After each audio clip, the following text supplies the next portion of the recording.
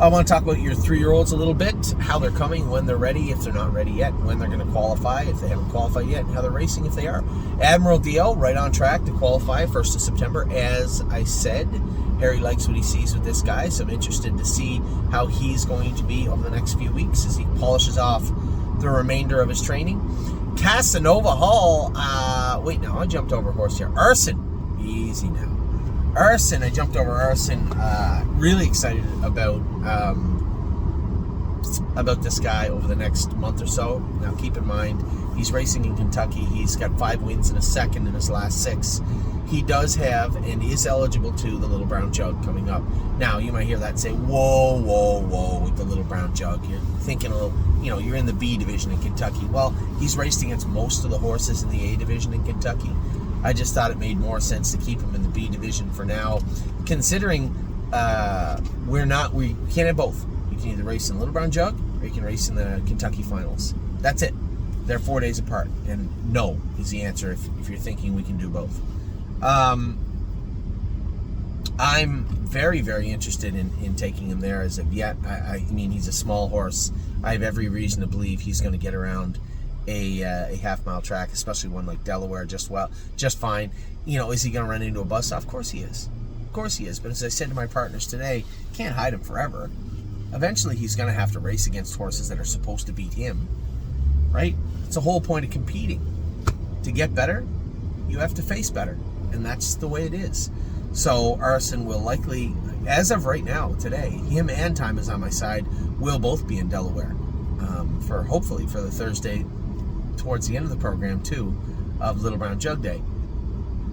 Casanova Hall, I thought the horse raced great. He did get rough leaving. It was funny, so odd. Dave Miller told Dave and told Tim and told Aaron that at some point in the mile he's going to put a couple of steps in and he'll be fine after that. Looked to me like he was going to do a belly flop going into the first turn. He got all out of gear, and then shoom, he was fine. It was so weird. He said he's done it his whole life, but man, I can tell you what, if Aaron gets him anywhere out down the backstretch, I think he wins. I was just going to say jogs, but the horse that won looked pretty good. I think he's a winner if he gets him out. The horse finished up super strong and looked great. Looks like a pretty good acquisition on our part, so that'll help. That'll work. Dominion. He'll go out and race okay and then race horrible. His race the other night was disgusting. He's a better horse than that. He's not a great horse, but he's a better horse than that. And if he can't do, Harry did say, same as I said the other day, he's moving from the numbers of 1 to numbers of 2. If he can't do there, then we can find a spot for him, I suppose, in Ohio. But we do have to get some horses in Ontario, right? We're getting pretty depleted. There's only 20 horses max in the entire province right now that are ours. So be careful there. What else do we got going on here? Dominion, don't talk about Bruno, has been racing pretty good. Actually, very good for Bruno. First in his third in his last 2. He's been racing good. Drebin raced good the other day. A lot went into the other day. I do not feel bad emptying him out at all. I know it was very un-James-like. I know James probably was very angry if he had to watch the race, but he probably didn't, so we're okay. A lot of mucus found, but what I did find is what we can do, what we can't do, what I did that I wish I didn't, which wasn't a whole lot. Empty him out in the third quarter? No. Need to get those shoes off him? Yes. Need to work more on his mucus? Yes. Otherwise, the horse was pretty good. Thought he should wear a Murphy outside? No. Take that Murphy off, put a line pole on the left, leave him be. And I think we're off to the races with Drebin. I think if all the corrections I just joked about incrementally help him, he's going to trot 53 in the Poconos. Now, to put it in perspective, Brace for Landing earned $25,000 last year and trotted 54 apiece. So I think both Drebin and Ready for Landing are ready for the Beal next week. If they get in, they're not getting the A division, hopefully not the B. I'd like to see the C. Would be good. One or both of them. Spread them around however you want, but I think they're ready to go good miles right now. They're both pitch that break for pitch that break of Ready for Landing out. That's not his fault. I'm pretty sure he just caught a bell boot. We're gonna fix that. We're gonna take the bell boots off. Where are we at here? Drebin Flash Fly is getting closer. We're gonna train her probably in the race bike maybe next week or the week after should be ready to go. And somebody keeps saying, somebody asked me, well, why aren't they ready? Okay, here's my question to you. What do they need to be ready for? What is the big rush to have them ready right now? When the cheaper racing is going to come in the fall, in the non-winners of 2, non-winners of 3, non-winners of 4, up to non-winners of 7, what is the big deal to have them ready now? Would you not want to have them ready and sharp and fresh when everybody else isn't? So I guess my blunt answer to that would be there's no rush. We can only win the non-winners of 2 once with either horse. We can only win the non-winners of 3 once after that. And then non-winners of 4 to 7, we can win 3 or 4 times. So there's no hurry. So Flash 5 will be ready to go soon. George of the Jungle, been a little flat both in racing and training, but uneventful in scope and blood work. Nothing really found, so maybe just in a little bit of a funk. I think Dominic was going to change some shoes and put him in to go this week. He is, I believe, in to go. Great Bet. Raced great his first 4, then I roughed him up and he was no good. Then Hunter protected him, he was good, and then Hunter roughed him up and he was no good. We're going to refrain from the rough ups and try and focus on the craftier driving style for this guy, a little more conservative, and I think we'll be fine. I think he'll be fine. Gypsy Hill picked to win tonight and looks like he's in a good spot. Why are we stopped? Why can't we move? This road is brutal. QEW going to Niagara. Oh my God. It's like the worst roller coaster ever made.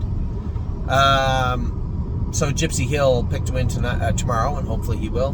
Hallie in the Clouds out in the field for 30 days. I just, I almost had a little bit of an argument with one of our clients that just said, just get rid of her. Hold the phone. All right. She tried at 56 like 3 times, 57 like 4 times. I see you. You're okay, dear. Thank you. 57 like 4 times, and it seems like whatever lane I get in, that's the one that's going to stop. It's like somebody's playing a joke on me.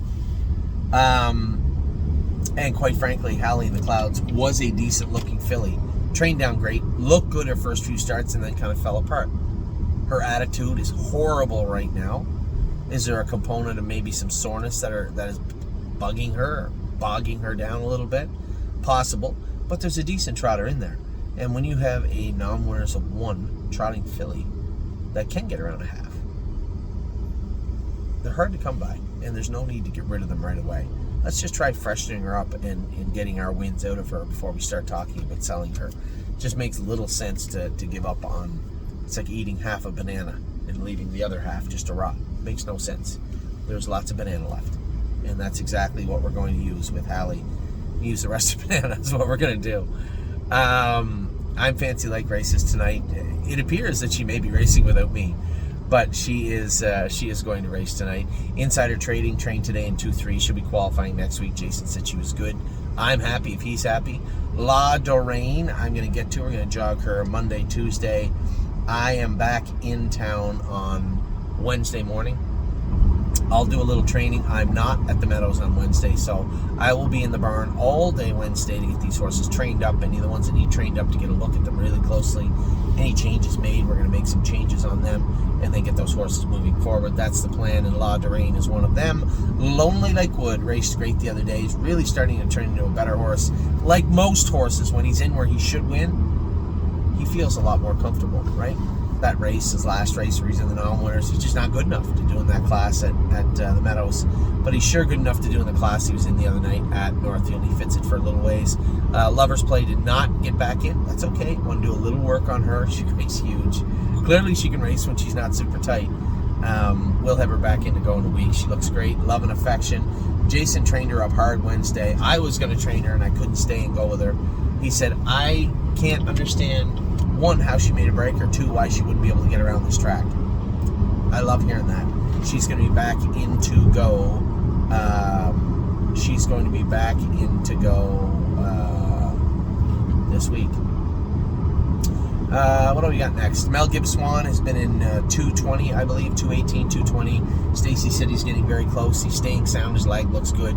All is well in Mel Gibbs Swan Town. Memory and Imagination, I believe I'll stay and drive Memory and Imagination Tuesday. Eric asked me to drive Pickpocket, and I said I would. Memory and Imagination needed a driver. I said, fine, I'll stay and drive both of them. That's fine with me. Militant, yes, we brought Militant back to Ohio, and he's in to go Wednesday night. You know, I had a couple of our clients argue and say, I just wish you'd have given him another chance in Kentucky. Why? Why? I need to know why anybody would want to go out at 12-1 going for 15,000 when we could go out on the track at 6-5 going for 11. And he fits it for 2 more wins. It's not like he's going to go down there and beat up on anybody. So I think I'll make you a deal. If he goes out and crushes them the next 2 starts, maybe we'll bring him back to Kentucky because there's nothing left for him in Ohio at that point. And if he wins that race, he'll make it in the final anyway. So there's no problem. I don't think there's a big hurry to get that colt anywhere. Not to mention, at some point, I assume we're going to have him up for sale later in the fall, where Corbin is coming up, and somebody may want to race him there also. So maximize our wins, run up the scoreboard, and then move him on. And that's going to be a lot of rinse and repeat. That's going to be something you hear quite a bit of this fall, and you guys know that. That's not anything new. Mounds for All. Here's a horse, you know, that could be any sort of horse when he comes back. The potential for re-injury on that foot behind is very minimal. It's going to heal up really good. He's going to be a much more mature horse for it. And I'm excited to see what kind of Mounds for All we're going to get back, because he is a nice horse. He's got a lot of potential, and I think he's going to have a lot to offer as we move into the latter part of the fall. Pickpocket, I'm going to race him on Tuesday. He's down in the bottom class. I don't think there's anything wrong with that. Let's just, as I said, win. Let's get some wins going with this guy. He can move around wherever we want him to, but for right now, the bottom class is fine with me. Prince Charmer, he's in the bottom class. He's in the Buckeye tomorrow evening at Northfield Park. I can't wait to race him. He's actually turned into a nice horse to drive. I really like Prince Charmer. Purple People Eater trained well this week. I'm driving her on Wednesday. She's in a good spot, ready for landing. Yes, he made a break. Not the end of the world. Tim can train him Tuesday or school him Tuesday. I guess just train him Tuesday and 2.5 or 2.6. Just keep him tight. No need to rev him up. He's been on a pretty steady diet of races the last 2 months, so no need to rev him up. Really Don't Care did not get in. Here's a horse you could talk me into sending back to Ontario, because the smaller track is not her favorite venue. But before you start writing me an email, you may want to remember that the Namorza 2 is still going around 53 right now, and it'll be a little more susceptible maybe in September, October might be a better spot, a better time for Really Don't Care to attack in Ontario. It's possible. Sunset Acres Girl, I think Donnie said he's going to put her on Lasix, if I'm not mistaken. I just read the text quick, so if I'm wrong, I apologize. Maybe he has to treat her. Maybe he thought she was still sick. She still salvaged a third today, which was the best we could do. Sweeney, I told everybody Sweeney was injured, and then they tell me he's sound. Well, I can tell you this. If you have a line in your foot, you do not walk sound. That I'm sure of. If you have a broken bone, where is that guy going? If you have a broken bone somewhere, after a week, it just doesn't stop hurting or healed. It doesn't work that way. I told you guys many times, 4 to 6 weeks is when you start to see most bones start to fill in, not 4 to 6 days. So I'm curious, was it a high nail? Was it a bruise? I'm not sure. Dr. Latessa couldn't find anything wrong with him today. It's not like he didn't check him over 2 weeks ago or a week ago. He wasn't there when they scratched him out of the paddock. He wasn't there and watched him jog sore. They only watched him jog today and he was sound. And I don't really know how to quite quantify that. I don't know how to tell you what happened. I never saw him at any of those junctures. All I know is I got a phone call from Jason today saying Sweeney jog sound. Shocking, but hey, cool. Time is on my side. He is definitely sound. He's been racing well. He's going to race tonight. We got the rail in the Milstein Memorial at Northfield. I'm already having a great day. Oliver won his, their team won their, I don't exactly know what to call it, playoff, runoff vision. So having a great day. As you can see, my forehead and nose is burnt. Forgot that the sun's still hot, apparently. So time is on my side. Excited to race him tonight. Victory Blue Chip is not in next week. He'll be in the week after. We just want to make sure that we put the right numbers on the scoreboard, so to speak. I'd rather not race him when he's half healthy or just getting healthy and then have him finish 5th or 6th. I would rather have him win. And to do that, we have to bring him in healthy and sound. So he needed another week. We're going to probably school him on Thursday. Train him on Thursday. He'll be ready for next week. Watch Your Mouth actually raced not bad last night. I know he was 7th. I know I didn't send John a message about him. I'll tell you what kind of guy Scott Coulter is. Now, I've known Scott Coulter for at least 25 years.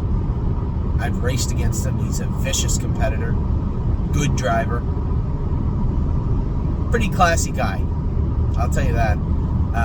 Called me last night at 10:30. He said, I don't know if Harry Polton, I drove a horse for him called Watch Your Mouth. I don't know if that's your guys' horse or not. And I said, well, my buddy John owns him, one of our clients. And he said, I'm really sorry. He said, they said to race him easy, but if I'd have moved him anywhere, he wins. And I said, well, the reason you were asked to race him easy is because he's been moved an awful lot lately and in the wrong direction. And although he was locked in, I don't think John, Harry, or anybody is thoroughly upset about it. He said, well, I'm not there next week. He said, I can't foresee a way he'll lose. He said, well, I can tell you, he's not going to get a chance to. If you're not there next week, we'll just give him the week off, and you can race him the following week if you're that sure he can win. But, I can honestly say, I have no problem telling you guys if I drive a horse bad. It happens. It comes with maturity. Understand, get off the bike and say, hey, I made a mistake. It happens to everybody. That's that. But not very often you get a call or a text message about it. And for him to call about Watch Your Mouth, pretty classy move. So great job by Scotty. Yes, he finished 6th or 7th, but if you go back and watch the race, you'll see why. The horse actually raced good. And Widespread Panic actually did not race good his last start. Now, I know they were thinking of qualifying him today. I'm not really going to pop any popcorn. I'm concerned that he might make a break today, and if he does, he'll be on his way back to us. You know what? He could go to Ontario, I suppose. I'm just not confident he'll get in. The reason he ended up in Indiana a little what I would call prematurely is because he couldn't get in Pennsylvania. Not racing him at Northfield Park. We already have horses for those classes. Maybe Ontario is the place to go. Maybe. So we'll see. We'll see. This year, we're going to look at how we're going to reshuffle our barn too. We'll probably keep 20 to 30 horses in Ontario and then keep the rest the same as we did last year. What does that look like? What do the numbers look like? And what I also want to talk about in the opening this week is the buckets. We never went over those. The sales are going to be coming. Well, I guess we don't have to. It's the first part of August, but I will put a bug in everybody's ear. What would you like? How would you think the buckets should look? And, what should we do moving into the sales? I think we had a tremendous year, but we weren't without horses we had to turn out or horses we sold. Every year we're going to have that. That's inevitability from everybody's stable. What's everybody looking for? What do you think we should do? Where should we buy? Where should we not buy this year? I don't know. Anyway, I'll leave you with that. So we finish our 3-year-old video and head into our 2-year-old video. I have 20 minutes of videoing left. Get our race videos, and then I'll be right back to bring you your 2-year-old videos for this week.